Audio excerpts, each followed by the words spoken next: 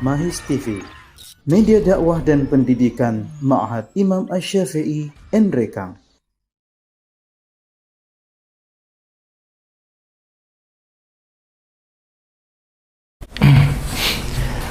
Alhamdulillah, wassalatu wassalamu ala rasulillah wa ala alihi wa ashabihi wa man tabi'ahum bi ihsanin ila yaumiddin.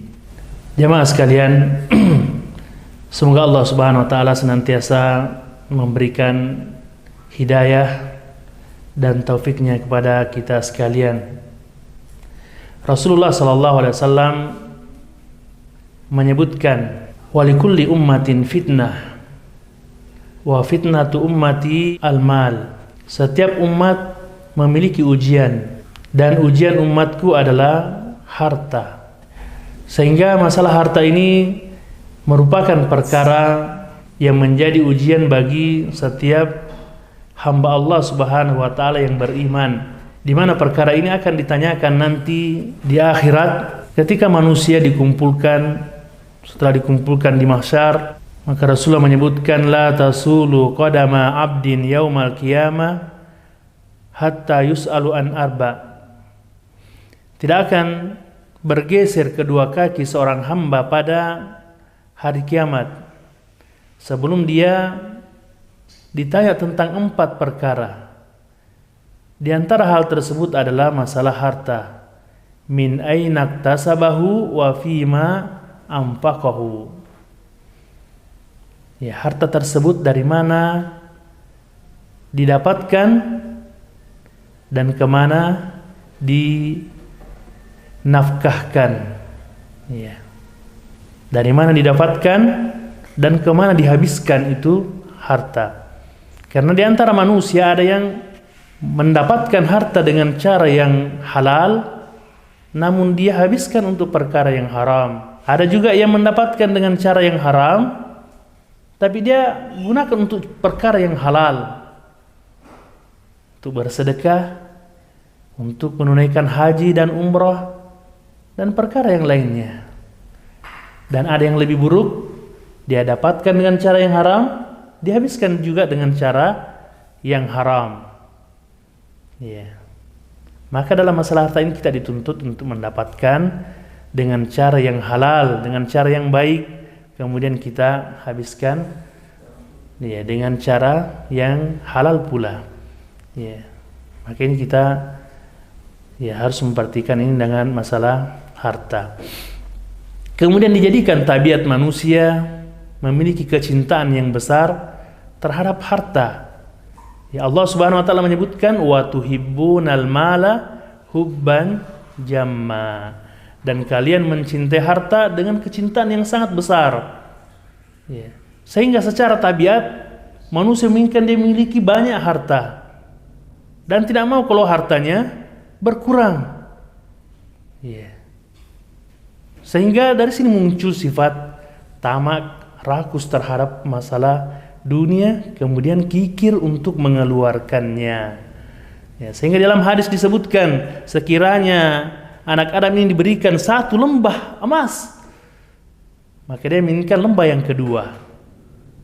Ya, kalau diberikan lagi lembah yang kedua, mau lagi yang ketiga. Dan tidak ada yang menghentikan kerakusannya terhadap perkara dunia ini illa turab, kecuali tanah. Nanti setelah dia dikubur, ya, baru dia berhenti dari kerakusannya terhadap perkara dunia. Ya, maka untuk perkara ini Allah Subhanahu wa taala mensyariatkan kita ya untuk bersedekah dari harta yang telah Allah Subhanahu wa taala rezekikan kepada kita. Ya, untuk bersedekah. Banyak ayat-ayat maupun hadis-hadis yang memerintahkan untuk kita menunaikan sedekah. Ya. Bahkan ini merupakan angan-angannya orang yang telah meninggal. Di akhir-akhir surat Al-Munafiqun Allah Subhanahu wa taala menyebutkan, ya ayyuhalladzina amanu la tulhikum amwalukum wala auladukum an dzikrillah. Ya. Wa may yaf'al dzalika fa ulaika humul khasirun. Wahai orang-orang yang beriman, ya, jangan sampai harta-harta kalian, ya, anak-anak kalian, ya, melalaikan kalian dari mengingat Allah Subhanahu wa taala. Barang siapa yang mengerjakan seperti itu, maka dia termasuk orang yang merugi. Kemudian Allah Subhanahu wa taala melanjutkan, wa anfiqu mimma razaqnakum min qabli ayyati ahadakumul maut fa yaqula rabbi laula akhartani ila ajalin qarib fa asaddaqa wa akum minas solihin. Ya, dan infakkanlah, sedekahkanlah, ya, sebagian dari rezeki yang telah kami berikan kepada kalian sebelum datangnya kematian, yang menyebabkan seorang berkata setelah dia meninggal dunia, sekiranya usia saya ditunda sebentar saja, ya, maka saya akan bersedekah dan saya akan menjadi orang yang soleh. Ayat ini menunjukkan keutamaan sedekah. Kenapa di sini tidak disebutkan sholat, tidak disebutkan puasa, atau ibadah-ibadah yang agung yang lainnya? Di sini disebutkan sedekah. Ya. Ayat ini menunjukkan tentang keutamaan orang yang bersedekah. Dan disebutkan, wa akum minas solihin, saya menjadi orang yang soleh. Ya. Sehingga disebutkan bahwasanya ciri orang soleh adalah suka untuk bersedekah. Ya, dia bukan orang yang kikir. Ya, dalam hadis yang diriwayatkan oleh Imam Nasai dan Imam Al-Hakim dan disahihkan oleh Syekh Albani, disebutkan, ya, la yajtami'us suhu wal iman fi qalbi 'abdin abada. Tidak akan berkumpul antara sifat kekikiran dan keimanan di dalam hati seorang hamba selama-lamanya. Ya. Jadi masalah ini bukan masalah kecil, ini masalah iman. Ya. Disebutkan dalam hadis, as-shadaqatu burhanun. Sedekah itu bukti. Ya, bukti keimanan seseorang. Ya. Dengan bersedekah. Ya. Kenapa? Orang yang mencari harta, bekerja mungkin dari pagi sampai malam, di bawah terik matahari, ya, bekerja keras, membanting tulang, kemudian dia mengeluarkan hartanya, ya, dengan sukarela tanpa ada balasan secara langsung, tidak ada kompensasi. Ya, maka ini yang mendorong hal seperti ini adalah iman, adalah keimanan. Ya. Di dalam hadis disebutkan, mana qasat sadaqatin mim malin, bahwasanya sedekah itu tidak mengurangi harta. Ya, orang yang berpikir ya, secara akal-akal dunia, hitungan matematika, dia mengatakan kalau saya berinfak, uang saya 100.000, saya infakkan 50.000, maka akan berkurang. Ya, padahal sebenarnya yang diinfakkan itu adalah harta kita yang sesungguhnya. Ya, adapun yang masih ada di dalam rekening, masih ada di dompet, itu belum merupakan, ya, belum jelas, ya, apakah itu merupakan bagian rezeki kita atau bukan. Ya, mungkin saya itu bagian rezeki orang lain melalui perantaraan diri kita. Jadi Rasulullah SAW memerintahkan kita untuk bersedekah. Ya. Rasulullah merintahkan kepada Muaz, "Idza tabakhta maraqatan fa'akthir ma'aha wa ta'ahad jiranaka." Ya, apabila engkau masak sayur atau sesuatu yang berkuah, maka perbanyak airnya. Ya, kemudian bagikan kepada tetanggamu. Ya.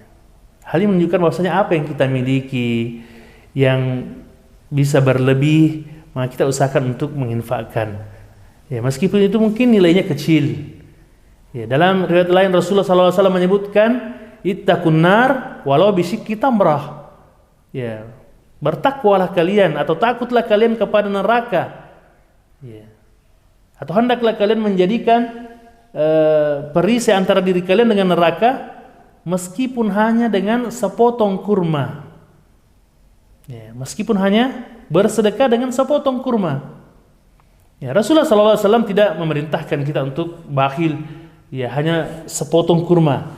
Ya, tapi hadis ini menunjukkan bahwasanya ya, sekecil apapun sedekah kita, apa yang kita miliki, kita berbagi ya kepada ya, saudara-saudara kita, berinfak. Dalam riwayat yang lain disebutkan bahwasanya ya nanti di akhirat seseorang akan bernaung di bawah ya sedekahnya sampai diputuskan ya ya keputusan ya berbagai macam perkara. Seorang bernaung di bawah sedekahnya, maka menjadi pilihan bagi kita mau memiliki naungan yang banyak ya, sehingga kita tidak kepanasan pada saat matahari didekatkan di atas kepala manusia sejauh 1 mil. Ya.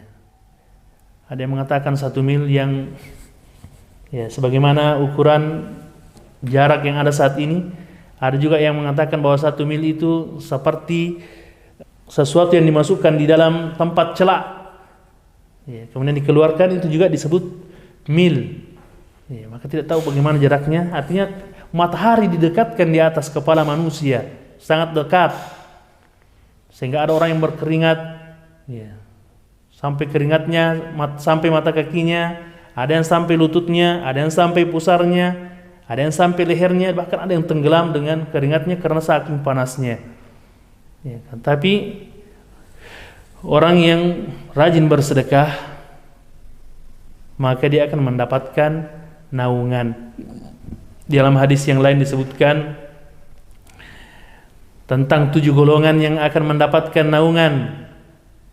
Ya, sab'atun yudhilluhumullahu fi dhilli yauma la dhilla illa dhillu. Ada 7 golongan yang akan mendapatkan nanti naungan di akhirat, di padang mahsyar, ketika tidak ada naungan kecuali naungan Allah Subhanahu wa taala. Salah satunya wa rajulun tasaddaqa bi shadaqatin fa akhfaha hatta la ta'lama shimaluhu ma tunfiqu yaminuhu. Seseorang yang bersedekah dengan sembunyi-sembunyi. Ya, sampai tangan kirinya tidak tahu apa yang diinfakkan oleh tangan kanannya. Ya. Oleh karena itu jamaah sekalian ya, dari apa yang direzekikan oleh Allah Subhanahu wa taala kepada kita, sebagian kita infakkan di jalan kebaikan. Ya, apakah untuk membangun masjid, membangun pondok-pondok pesantren, ya menyantuni fakir miskin, ya janda-janda dan yang lainnya yang mereka membutuhkan hal tersebut. Ya, maka ini perlu untuk kita biasakan. Ya, biasakan agar kita bisa mengobati penyakit bakhil yang ada pada diri kita. Ya, karena yang pada dasarnya kita memiliki sifat bakhil, sifat kikir. Maka kita harus membiasakan. Mungkin setiap hari kita infakkan 1.000 rupiah, 1.000 rupiah. Kemudian nanti ketika terbiasa ditingkatkan lagi 2.000, ditingkatkan lagi 5.000 dan seterusnya. Ya, sampai kita bisa terbebas dari penyakit ini. Allah Subhanahu wa taala menyebutkan wa may yukashuha nafsi faulaika humul muflihun. Barang siapa yang terjaga dari kekikiran dirinya, ya, maka dia itulah orang yang beruntung. Ya, maka dia orang yang beruntung ketika dia dibebaskan dari sifat kikir. Maka kita harus membiasakan ya, setiap pagi berinfak. Dalam hadis yang diriwayatkan oleh Bukhari dan Muslim disebutkan bahwasanya setiap pagi ada 2 malaikat yang turun. Ya. Yang satunya berdoa, ya Allah, berikan ganti yang lebih baik kepada orang yang menginfakkan hartanya. Ya, dan yang satu malaikat lagi berdoa kepada Allah, ya Allah, berikanlah kehancuran ya atau mungkin kebangkrutan kepada orang yang enggan mengeluarkan hartanya.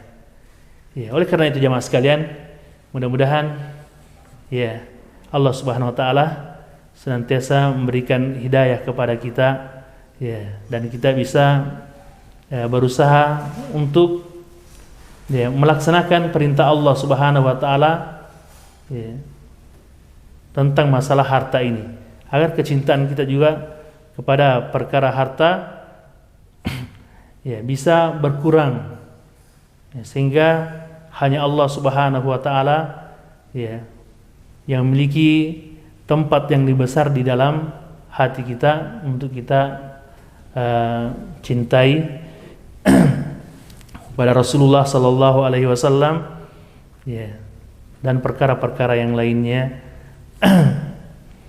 yang mengharuskan kita memiliki kecintaan kepadanya. Ini mungkin beberapa hal yang bisa ya, kami sampaikan tentang masalah sedekah. Subhanakallahumma wa bihamdik, asyhadu an la ilaha illa anta, astaghfiruka wa atubu ilaik. Wa sallallahu ala nabiyyina Muhammad wa ala alihi wa ashabihi ajmain. Walhamdulillahi rabbil alamin.